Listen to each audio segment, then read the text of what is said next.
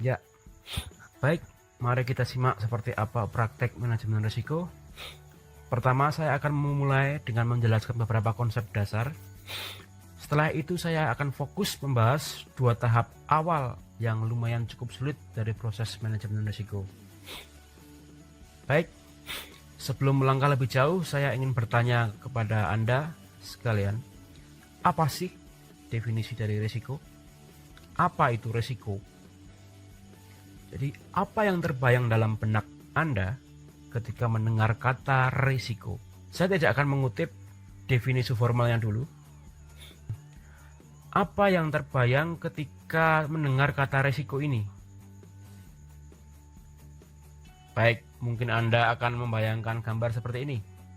Seorang pesumo kecil melawan pesumo yang super duper gendutnya, dan pastinya sumo kecil ini pasti akan dibantai habis-habisan. Oke. Nah, mungkin Anda pernah dihadapkan pada situasi semacam ini. Dihadapkan dengan tantangan pekerjaan yang berat, di mana Anda merasa tidak sanggup menyelesaikan, lalu khawatir nanti dibantai, dimarahi oleh atasan. Mungkin seperti itu bayangannya. Atau bayangan kedua seperti ini. Ini adalah seorang sukarelawan aksi lempar pisau dalam pertunjukan sirkus atau sulap. Nah, di sini mungkin saja pisaunya itu tadi itu akan terbang nancep ke perutnya, atau mungkin lebih buruk lagi nancep ke kepalanya. Gawat. Atau mungkin Bapak Ibu membayangkan ada sesuatu yang asing yang tidak dikenal yang membuat Anda khawatir, yang mungkin bisa mengancam keselamatan atau nyawa Anda. Nah, mungkin inilah yang terbayang dalam benak Anda ketika mendengar kata risiko ini. Nah, sekarang apa benar ini yang dimaksud risiko? Tidak, ini tidak sepenuhnya benar. Jadi, sebenarnya apa itu risiko? Apakah risiko itu sama dengan ketidakpastian? Enggak.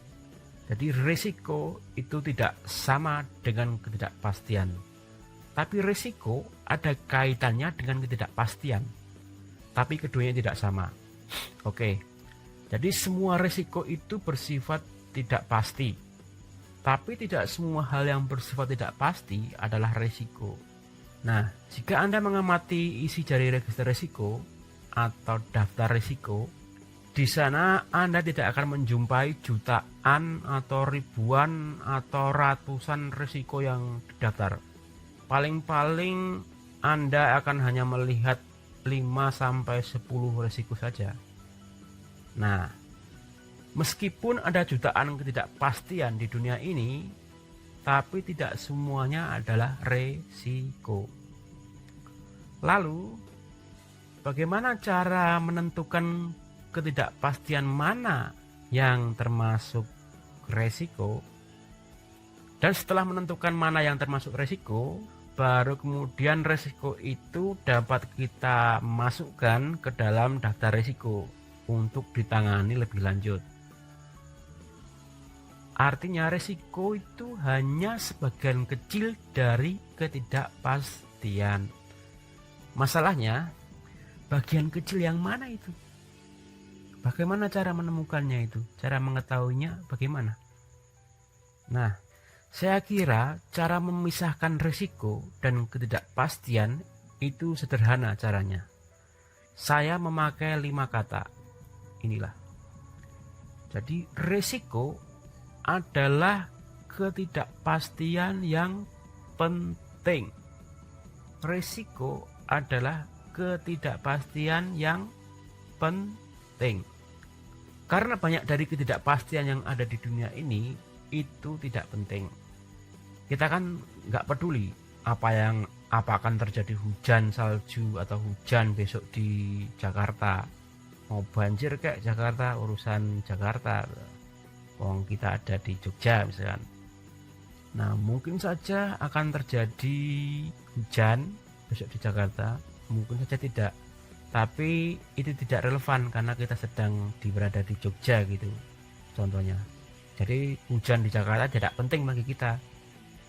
Nah, kemudian kita juga tidak peduli misalkan ya suku bunga Bank Amerika naik atau turun di berita keuangan, berita investasi, karena kita tidak ada sangkut pautnya dengan kita.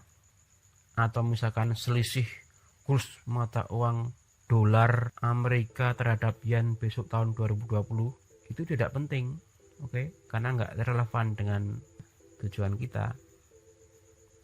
Tapi kegiatan-kegiatan yang kita lakukan atau urusan-urusan lain dalam keluarga kita atau urusan-urusan negara yang sifatnya tidak pasti, semua itu penting bagi kita. Artinya, jika segala sesuatu yang tidak pasti itu penting, maka itu dapat kita masukkan sebagai resiko. Tapi ada pertanyaan lain lagi. Bagaimana Anda tahu bahwa itu penting? Jadi dalam kegiatan-kegiatan yang kita lakukan, apa sih hal-hal apa saja yang penting itu? Nah, hal-hal yang penting itu adalah tujuan-tujuannya. Jadi tujuan kita apa? Itulah yang penting. Oke? Lanjut. Jadi kita harus mengkaitkan ketidakpastian dengan tujuan untuk mengetahui apa resiko-resikonya. Jika melihat definisi resiko, ini adalah definisi dari ISO 31000. Definisinya berupa kalimat sederhana. Risiko adalah dampak dari ketidakpastian terhadap tujuan.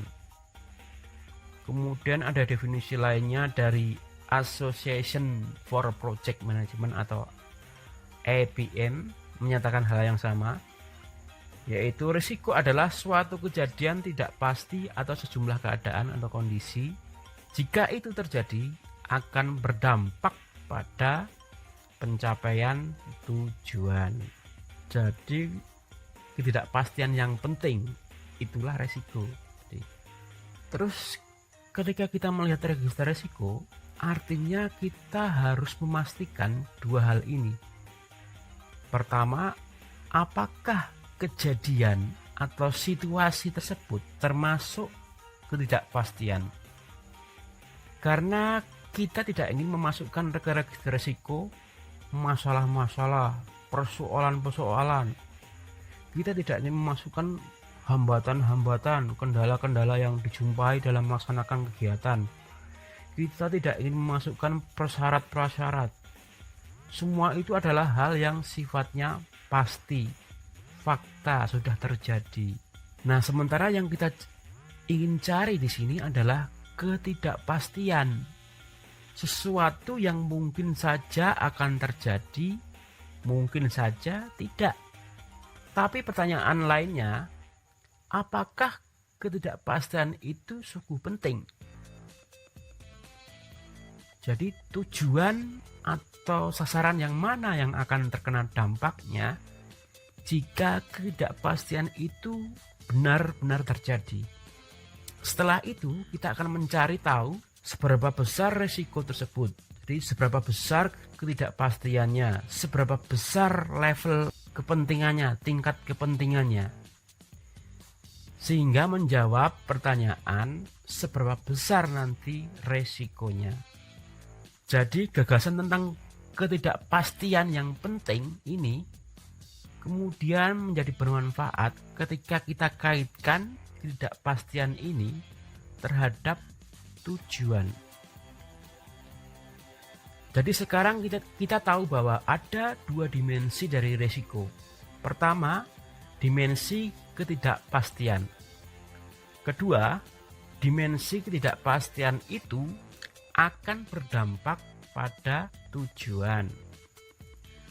Dimensi pertama biasa disebut dengan probabilitas, dan dimensi kedua biasa disebut dengan dampak. Memang ada kata lain yang biasa digunakan, misalnya frekuensi, atau kemungkinan kejadian untuk probabilitas tadi. Kemudian untuk dampak ada kata lain misalkan pengaruh, akibat, atau tingkat keparahan, severity. Namun dua kata ini, probabilitas dan dampak, yang sebenarnya biasa digunakan dalam proses manajemen risiko. Baik, sekarang saya ingin bertanya kepada Anda mengenai gambar tikus ini. Dampak apakah yang penting bagi si tikus ini? Nah, pertama, jelas sekali bahwa tikus ini sedang berada dalam keadaan atau situasi yang tidak pasti. Tikus ini juga melihat adanya suatu resiko. Kita lihat ya. Nah, tujuan tikus ini adalah mengambil keju dan juga tentunya selamat dari perangkap ini.